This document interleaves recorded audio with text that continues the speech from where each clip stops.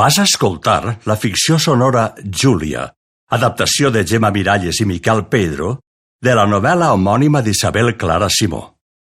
Un viatge a la revolució del petroli d'Alcoi, un moment històric en la nostra cultura. Capítol 10. Ara ho entenc.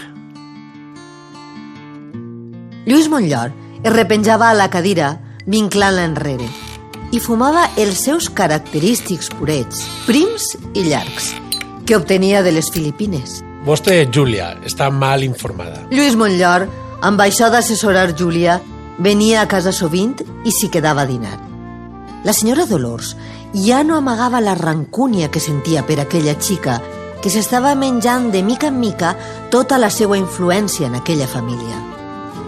Josepet havia parlat fins i tot amb el germà i l'àvia de posar alguna cosa al menjar. A Miquel, ella li havia dit que, tenint en compte com era, la millor manera de fer-se un futur era entrant al seminari. I el xic li va dir que no, gràcies. I va rumiar com poder fer-li mal a Júlia. Però molt mal informada. Vostè veu el món dividit en dos bàndols. En un la gent que estima i en l'altre la resta del món. Però les coses són complicades. Quan venia Lluís Montllor, Miquel deia que anava a la fàbrica, però s'amagava rere les cortines per escoltar. Ja em contaràs si passa alguna cosa.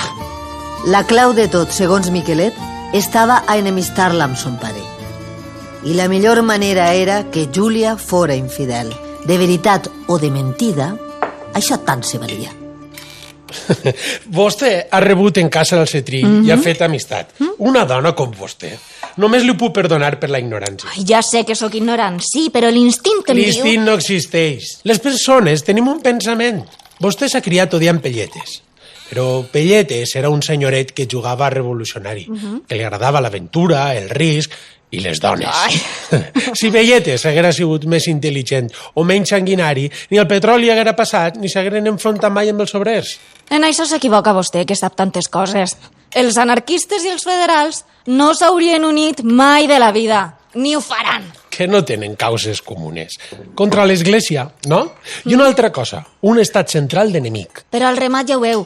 Van ser els anarquistes els qui van matar Pelletes, que era federal, i els qui van establir la Comuna Alcoi. Deixes estar de romansos, Júlia. Això va ser una revolució d'estar per casa. No és veritat. I tant que ho és, per més que li dolga. Això no va ser una guerra entre federals i anarquistes, sinó el resultat de l'arrogància de Pelletes. La llibertat ell l'entenia com una cosa de senyors. Volia la llibertat, però que l'ordre no s'alterarà. I això és molt difícil. I més en un poble ple d'obrers que tenen el cul pelat d'organitzar-se quan els toca rebre. A mi això ja m'agrada, Lluís, sí. Però quan es parla així de llibertats, ningú no esmenta els treballadors. És que les coses són complicades. I ja sé que parlar de llibertats a la classe obrera li sona a música celestial. Però la paraula llibertat no vol dir res en abstracte. Quan es governa de veritat en llibertat, apareixen les llibertats concretes. Lluís li va aconsellar que pensara com pensara. Havia de llegir. Quan se n'anava, li va agafar la mà i li va fer un llarg bes. Miquel, des de darrere de la cortina, s'ho va apuntar molt ben apuntat i va marxar corrents a fer conferència amb l'àvia. Amb Josep, les coses no havien canviat. Ell la mirava i recreava la vista. Però a Júlia, que havia sentit un sentiment de passió els primers mesos, no li feia ni fred ni calor. Ell al llit defallia i no es veia amb cor d'excitar-se. Em pesen els anys. Mon pare era més vell que jo i no parava. Però jo es veu que estic avesat. Júlia no sentia cap decepció, tot el contrari. Una besadeta, una amanyaga fugaç, i pensava que tot estava dit. Amb ell, en la intimitat, es comportava d'una manera infantil perquè havia observat que això el feia feliç. Però al llarg del dia adquiria un rictus de duresa a la cara. La senyora Dolors, per la seva part, es tancava a la seva cambra gairebé tot el dia. Júlia era la mestressa absoluta. Però els dos fills i la sogra la miraven de cua d'ull i conspiraven. Un dia sopant, Júlia va començar a parlar de l'exposició de Barcelona i de les grans coses que s'hi preparaven. Podríem anar-hi tots, si voleu. Jo crec que com el pare té tanta faena i a nosaltres no se'ns hi ha perdut res, podríem anar-hi Júlia i Lluís Montllor. No li agradaria, Júlia? No sigues estrellatat. Però el xic té raó. Com que sempre esteu junts i sabeu tant de cultura, podria resultar-vos molt instructiu. Què voleu dir ara? Que m'entenc amb Lluís? Si fora així, seria una mala idea que ens n'anàrem els dos a Barcelona. Eixes coses es fan d'amagat. A veure, jo parlo en general, però tinc entès que la millor manera d'enganyar un marit és fer-ho les seues barbes. Ah, sí? Prou! Hem de viure sempre així? Qui sou vosaltres per a jutjar Júlia? Ni per a fer insinuacions de mal gust. Jo no he dit res, Josep. Però com que passen tantes hores xerrant quan tu ja te n'has anat i ell li fa unes besades a la mà... Josep va llançar el tovalló amb força sobre la taula i es va alçar i va eixir del menjador. Jo em pensava que qui ficaria la pota seria una pobra treballadora com jo. I es veu que no.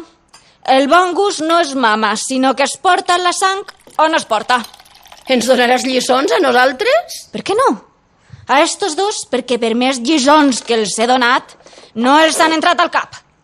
I a vostè, perquè totes les coses que deia que em volia ensenyar, es veu que les ha preses. I ara em toca a mi donar classes. Sí, dona.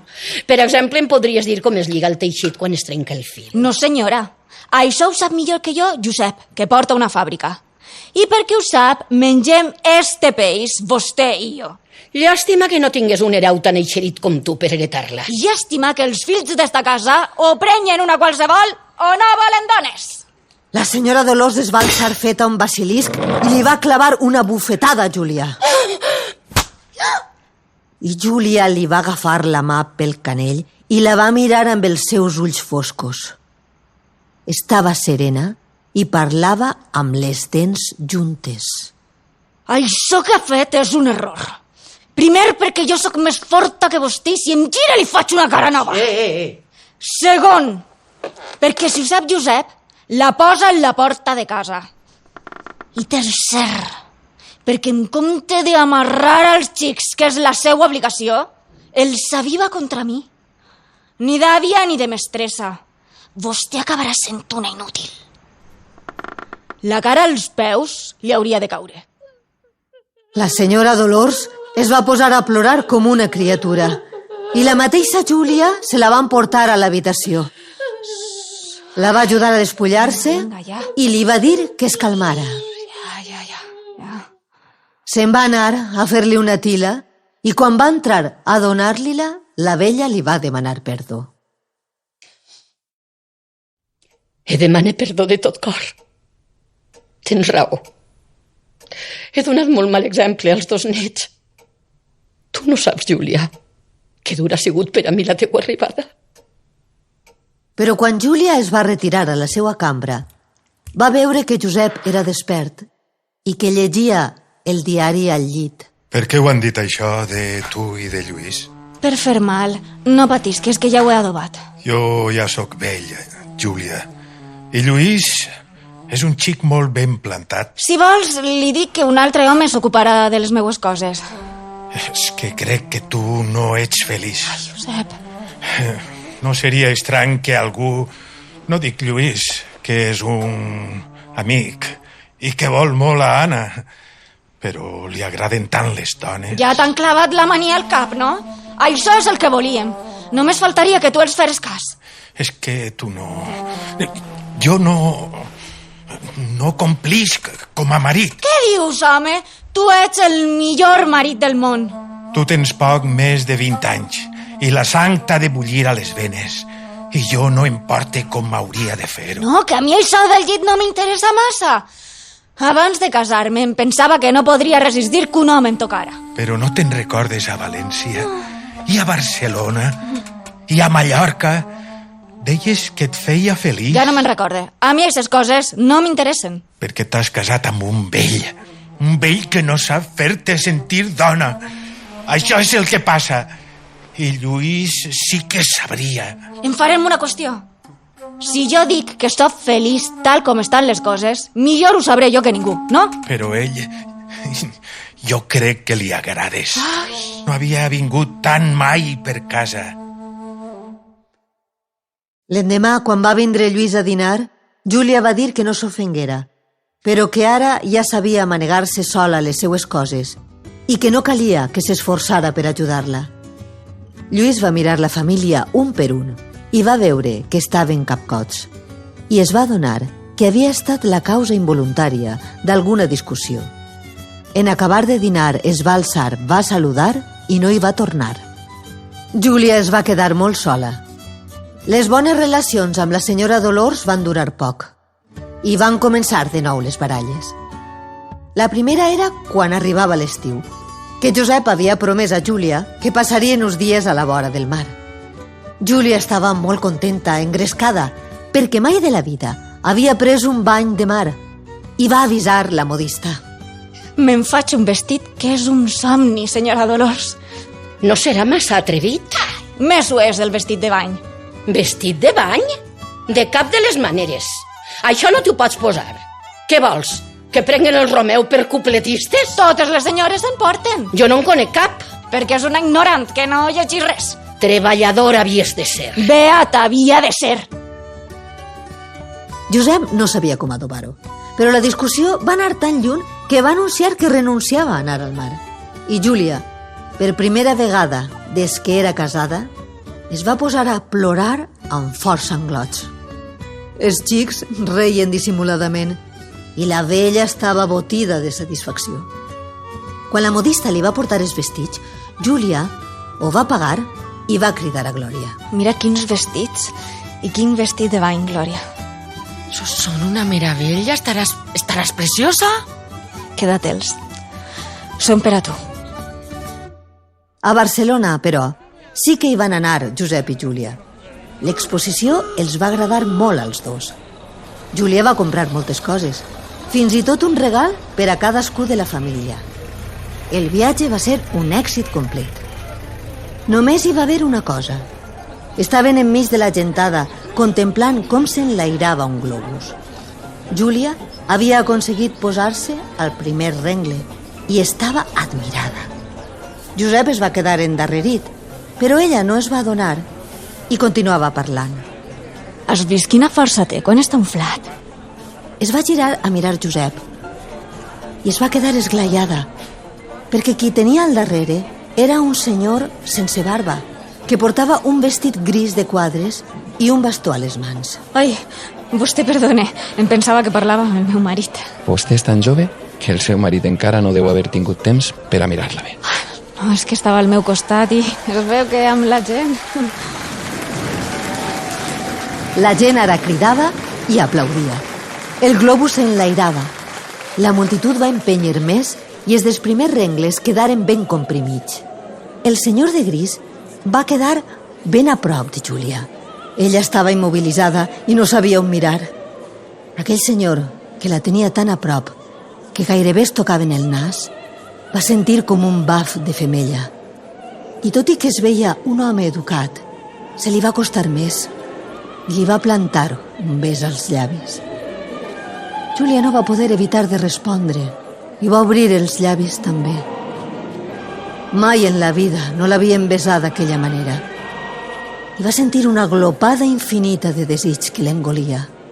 Va sentir que les aixelles, els pits, la cintura, les cuixes se li amaraven d'una cosa indefinida, inconeguda. Júlia acabava de descobrir quina és la força del sexe.